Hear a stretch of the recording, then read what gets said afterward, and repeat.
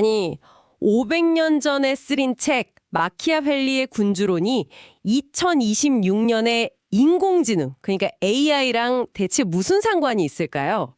되게 뜬금없는 조합 같지만 오늘 우리가 던져볼 질문의 바로 핵심입니다.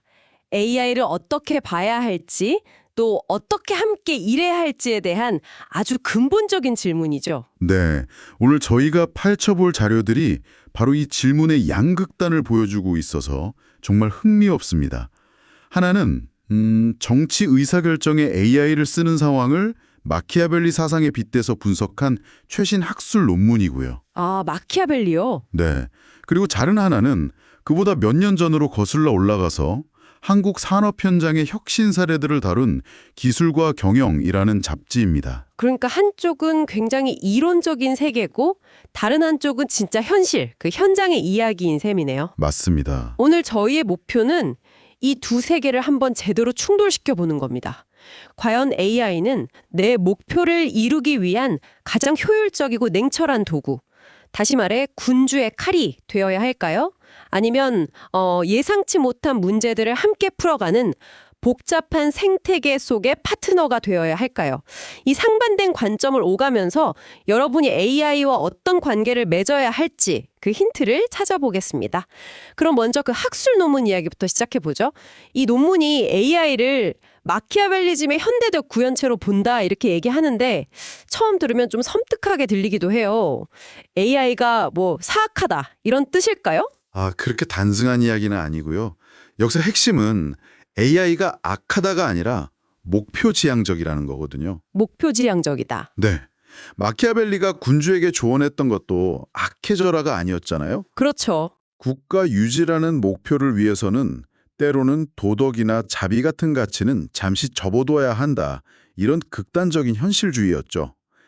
AI가 바로 그런 식으로 작동한다는 겁니다. 아, 주어진 목표를 달성하기 위해서 가장 효율적인 경로를 계산할 뿐이지 그 과정이 뭐 자비로운지 아닌지는 전혀 신경 쓰지 않으니까요. 논문에 인용된 마키아벨리의 조언들을 보니까 그 의미가 더 와닿는 것 같아요. 예를 들면 뭐 복수심을 품지 못하도록 아주 강력하게 짓밟아라 라거나 네네. 미움받는 약탈자가 되느니 원망은 좀 듣더라도 구두쇠가 되는 편이 낫다. 이런 조언들이요. 이건 선과 악의 문제가 아니라 정말 철저한 손익계산의 결과물이잖아요. 맞습니다. 논문에 나온 챗 GPT 실험이 이걸 아주 잘 보여주는데요. AI에게 어떤 특정 정책을 결정하게 시키면 AI는 비용이나 사회적 영향, 실행 가능성 같은 변수들의 가중치를 가산해서 답을 내놓습니다. 근데 여기서 진짜 중요한 질문이 생기는 거죠. 그 가중치는 대체 누가 정하는가? 아, AI 스스로 정하는 게 아니군요. 그렇죠. 바로 그 지점이 핵심입니다. 가치 판단은 AI에 내장된 게 아니라 그걸 사용하는 인간, 즉 현대 군주가 프로그래밍하는 겁니다. 아, 그렇구나. 예를 들어서 통치자가 비용 절감이라는 목표에만 집중한다면 취약계층에 미칠 사회적 영향이라는 변수의 가중치는 거의 0에 가깝게 설정할 수 있어요. 그리고 예산 효율성 가중치는 최대로 올리는 거죠. 그럼 AI는 그냥 가장 돈이 적게 드는 정책을 최적의 해답이라고 내놓겠네요? 아주 냉정하게요? 바로 그겁니다. 이게 바로 군주의 계산된 결정을 현대 기술로 구현하는 방식인 셈이죠. 와, 듣고 보니까 우리가 그냥 무심코 챗 GPT 쓰는 방식이랑도 되게 비슷한 것 같아요. 이 보고서 가장 빨리 요약해줘 이렇게 명령하지 보고서 저자의 의도나 행간의 의미까지 고려해서 섬세하게 요약해줘라고는 잘 안 하니까요. 그렇죠. 저도 모르게 AI를 그냥 군주처럼 다루고 있었던 걸지도 모르겠네요. 아마 많은 분들이 그럴 겁니다. AI의 그 강력한 효율성이 우리를 자연스럽게 그런 사고방식으로 유도하거든요. 자, 그럼 이 약간은 서늘한 이론의 세계에서 잠시 빠져나와 보겠습니다. 방금 이야기한 학술 논문이 아주 강력한 리더가 AI라는 도구를 하향식으로 사용하는 그림을 그렸다면 저희가 가진 다른 자료, 2017년 한국의 기술과 경영 잡지는 완전히 다른 현실을 보여줍니다. 성공은 그렇게 혼자서 만들어내는 게 아니라고 막 얘기하는 것 같아요. 네, 이 잡지를 관통하는 하나의 키워드를 꼽으라면 단연 협업입니다. 근데 여기서 말하는 협업은 그냥 뭐 사이좋게 지내자 이런 수준의 이야기가 아니에요. 생존을 위한 약간 처절한 몸부림에 가깝죠. 생존을 위한 몸부림이요? 네, 예를 들어 포스코의 솔루션 마케팅 사례를 한번 보죠. 예전 같았으면 우리 철강 품질 좋으니까 그냥 사가세요 하고 끝났을 텐데 이 사람들은 아예 현대자동차 같은 고객사 연구실에 직원을 파견합니다. 잠깐만요. 자기네 기술을 경쟁사일 수도 있는 다른 회사에 그냥 다 알려준다고요? 그건 좀 이해가 잘 안 되는데요. 그 기술 배워서 더 싼 중국산 철강이랑 조합해버리면 포스코는 손해 아닌가요? 바로 그게 전통적인 생각인 거죠. 하지만 포스코의 접근은 달랐어요. 우리의 진정한 경쟁 상대는 다른 철강 호사가 아니라 자동차 무게를 줄이려는 알루미늄이나 탄소섬유 같은 대체 소재다. 이렇게 본 겁니다. 아, 경쟁의 판을 다르게 봤군요. 그렇죠. 그래서 현대차가 우리 철강을 이용해서 가장 가볍고 튼튼한 차체를 만들 수 있도록 모든 노하우를 그냥 다 전수해 준 거예요. 단순히 철강을 파는 게 아니라 경량화라는 문제를 함께 푸는 파트너가 된 거죠. 와, 이렇게 되면 현대차 입장에서는 단순히 값싼 철강을 찾아서 떠날 수가 없게 됩니다. 포스코는 대체 불가능한 솔루션 제공자가 됐으니까요. 아, 그러니까 경쟁의 판 자체를 누가 더 싼 철강을 파느냐가 아니라 누가 자동차 회사의 가장 좋은 파트너가 되느냐의 싸움으로 바꾼 거네요. 군주론처럼 하나의 목표를 향해 달리는 게 아니라 목표 자체를 파트너랑 함께 계속 다시 만들어 나가는 방식이고요. 정확합니다. 잡지에 나온 다른 사례들도 다 마찬가지예요. 조산업과 철강업이 위기에 처했을 때 서로의 영역을 침범하지 말자가 아니라 어떻게 힘을 합쳐서 살아남을까를 고민하기 시작했죠. 포항산업과학연구원, RST도 모든 기술을 직접 개발하려고 하지 않고요. 대학이 가진 원천 기술을 사와서 상용화에 집중하는 전략을 씁니다. 결국 내가 모든 걸 통제해야 한다는 군주적 사고에서 벗어나서 어떻게 이 생태계 안에서 가장 효율적으로 협력할까?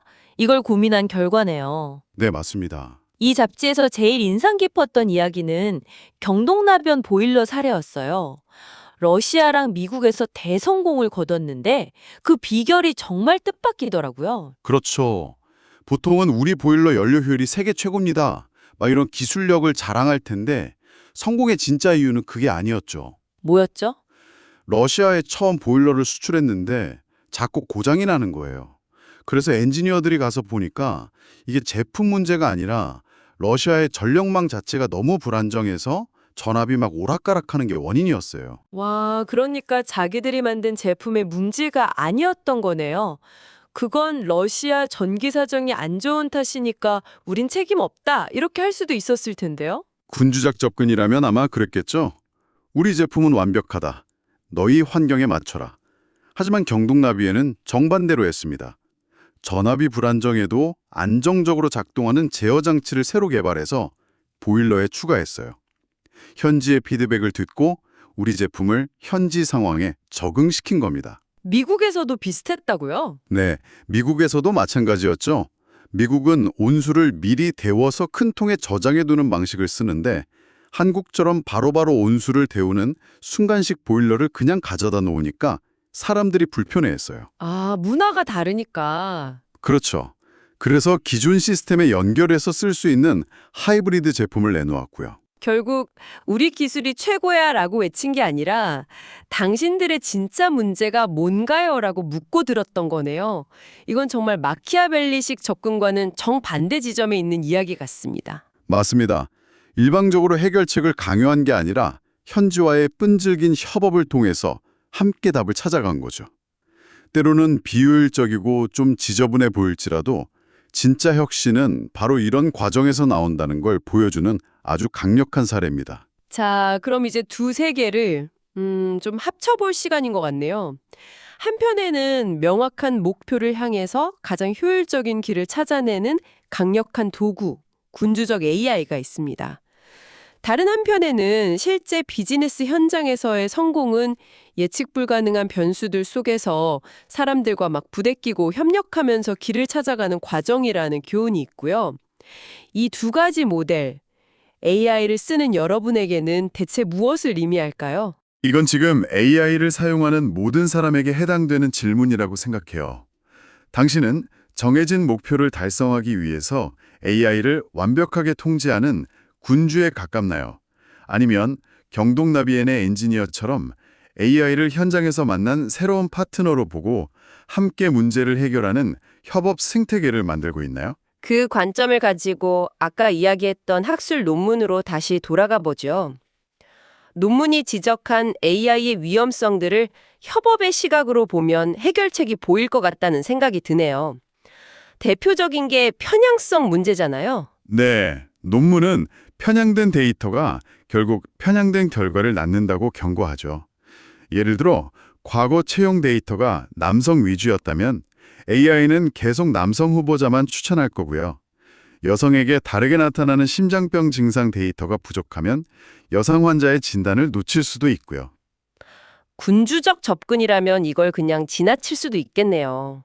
만약 군주의 목표가 가장 빨리 채용을 끝내는 것이라면 그 과정에서 여성 후보자들이 배제되더라도 최종 목표 달성에는 영향이 없다고 판단할 수 있으니까요.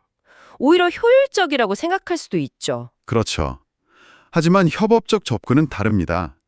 우리의 진짜 목표는 최고의 인재를 뽑는 건데 AI가 잠재적인 인재 풀의 절반을 아예 보지도 않고 있다면 이 도구는 지금 목표 달성에 실패하고 있는 거다. 이렇게 문제를 제기하는 거죠. 아, 마치 경동나비엔이 러시아의 불안정한 전압을 발견했던 것처럼 데이터의 편향이라는 문제를 발견하고 그걸 바로잡기 위해서 의식적으로 다른 데이터를 찾아 나서는 겁니다. 또 다른 위험성으로 지적된 텍사스 명사수 오류도 마찬가지겠네요. 우연히 흩어진 총알 자국 주변에 관역을 그려놓고 자신이 명사수라고 주장하는 것처럼. AI가 아무 의미 없는 데이터 패턴에서 의미를 찾아내는 오류 말이죠. 맞습니다. 이 오류에 대한 최고의 해결책 역시 협업이라고 봅니다. AI가 내놓은 그럴싸한 분석 결과를 한 분야의 전문가만 볼 게 아니라 여러 부서의 다양한 사람들이 함께 들여다보는 거죠. 잡지에 소개된 주식 금창이라는 회사가 딱 그런 방식으로 일했어요. 연구원이 개발한 신기술 아이디어를 현장 엔지니어들이 즉시 검토해서 그건 현장에서 이런 문제가 생길 수 있다고 피드백을 주고요. 생산팀은 그렇게 만들면 비용이 너무 많이 든다고 의견을 내죠. 이런 협업 과정이 AI가 빠질 수 있는 논리적 오류를 걸러내는 인간 필터 역할을 해주는 겁니다. 결국 모든 논의가 AI를 사용하는 당신의 태도 문제로 귀결되는군요.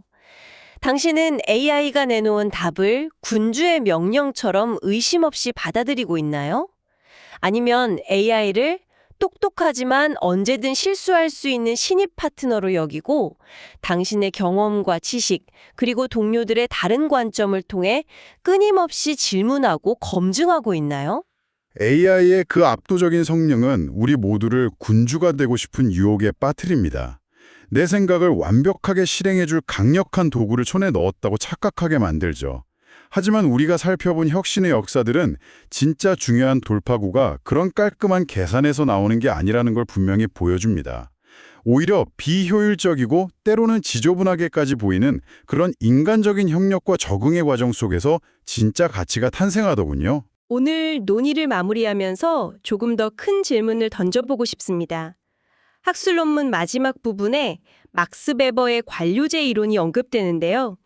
AI가 인간 관료를 대체하면서 우리가 상상하지 못했던 완전히 새로운 형태의 국가가 나타날 수도 있다는 암시를 줍니다. 여기서 한 발 더 나아가 보죠. 국가 같은 거창한 이야기가 아니라 여러분의 삶으로 이 질문을 가져와 본다면 어떨까요? AI가 여러분의 개인적 그리고 직업적 삶에서 가장 중요한 비인간 동료가 되어가고 있습니다. 그렇다면 당신은 그 동료와 어떤 근로 계약을 맺으시겠습니까? 단순한 명령과 복종의 관계가 아니라 성공적인 파트너십을 위한 계약서에는 과연 어떤 조항들이 들어가야 할까요?